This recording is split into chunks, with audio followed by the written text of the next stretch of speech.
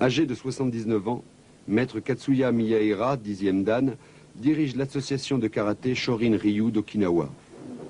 Dès l'âge de 15 ans, Katsuya Miyaira devint l'élève de Shoshin Shibana, lui-même disciple d'Anko Itozu. Gishin Funakoshi rendit célèbre l'enseignement d'Itozu au Japon en créant le Shotokan. Mais, à Okinawa, c'est maître Shibana qui fut en quelque sorte le successeur d'Itozu. En 1935, Shoshin Shibana nomma son école Shorin Ryu. Les deux idéogrammes pouvant également se lire Kobayashi Ryu, ce qui signifie la petite forêt. En 1968, maître Shibana reçut le titre de 10e dan Hanshi. Ce fut le premier maître d'Okinawa à recevoir un tel honneur. À sa mort, en 1969, Katsuya Miyaira lui succéda comme président de l'association du karaté Shorin Ryu d'Okinawa.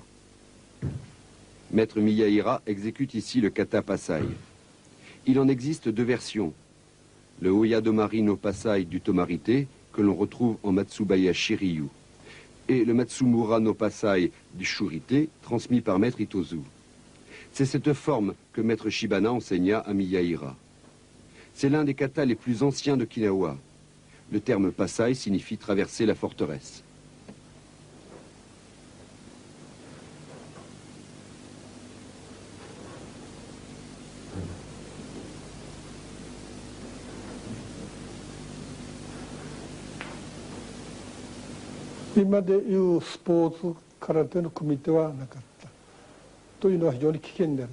Autrefois, il n'y avait pas de combat à proprement parler. Il n'y avait pas de comité comme aujourd'hui dans le karaté sportif. On analysait plutôt les techniques de combat et les techniques des katas pour bien comprendre la signification de chaque mouvement. Un peu comme aujourd'hui, le travail des bunkai. L'entraînement au combat se faisait plutôt entre les élèves les plus avancés, les senpai, et les élèves les moins expérimentés. Les aînés du dojo demandaient aux cadets d'attaquer en coup de poing, ou en coup de pied, ou n'importe quelle autre forme d'attaque. Mais les parades étaient si puissantes que les cadets étaient totalement désarmés. Ou bien ils avaient si mal qu'ils préféraient cesser l'exercice le plus vite possible. C'est sous cette forme et de cette façon qu'on apprenait le combat. Autrefois, il y avait parfois des kakedameshi, des duels entre adeptes de différentes écoles. De temps en temps, il y avait des petits accidents, mais pas vraiment graves, au maximum un bras cassé. En cherchant à briser une attaque, on pouvait de temps en temps provoquer des hématomes assez importants. À cette époque, on recherchait l'efficacité en attaque à l'aide d'un coup mortel. C'est pourquoi on faisait beaucoup d'exercices au makiwara. On cherchait l'attaque unique. Surtout quand on s'entraînait avec un senpai, un aîné, on recevait des techniques de blocage si puissantes qu'on avait souvent les bras noirs. À l'époque, quand on disait à quelqu'un « ton bras est devenu lourd », ça veut dire « tu as commencé à faire des progrès en karaté ».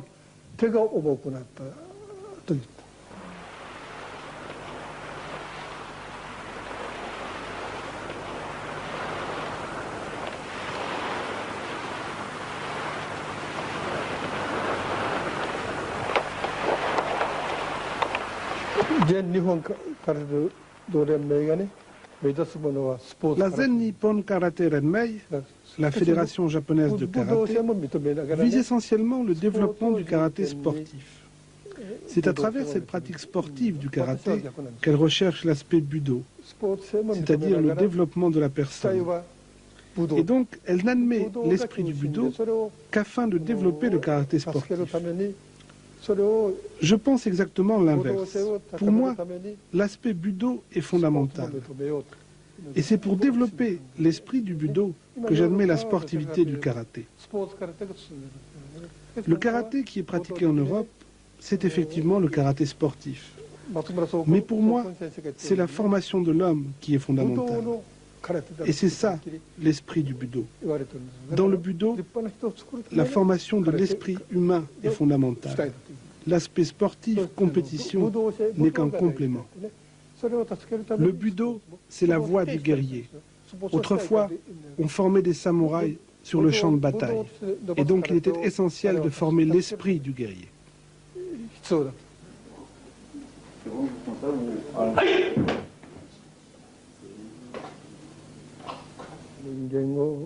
L'objectif fondamental du karaté, c'est la formation des hommes.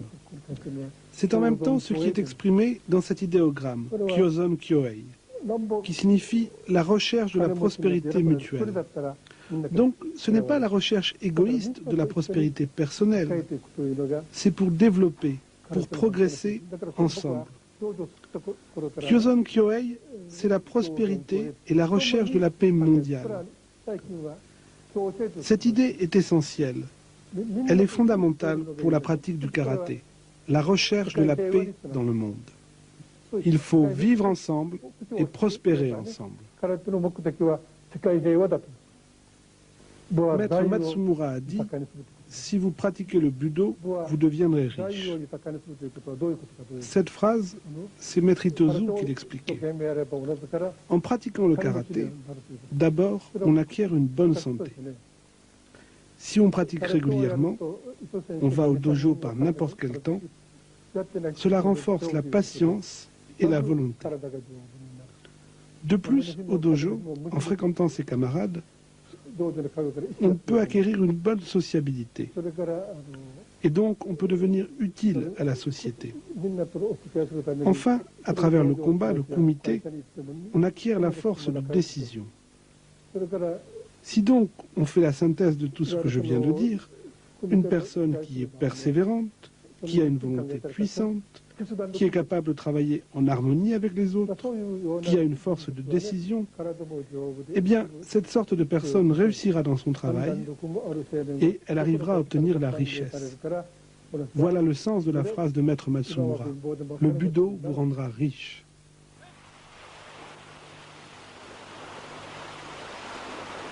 Le kata Naihanchi fut introduit à Okinawa par un maître chinois, Azon. À l'origine, ce kata faisait partie du Naate. Mais il disparut de cette école et fut repris en Shurite. Maître Itozu modifia le kata Naihanchi et le scinda en 3 parties.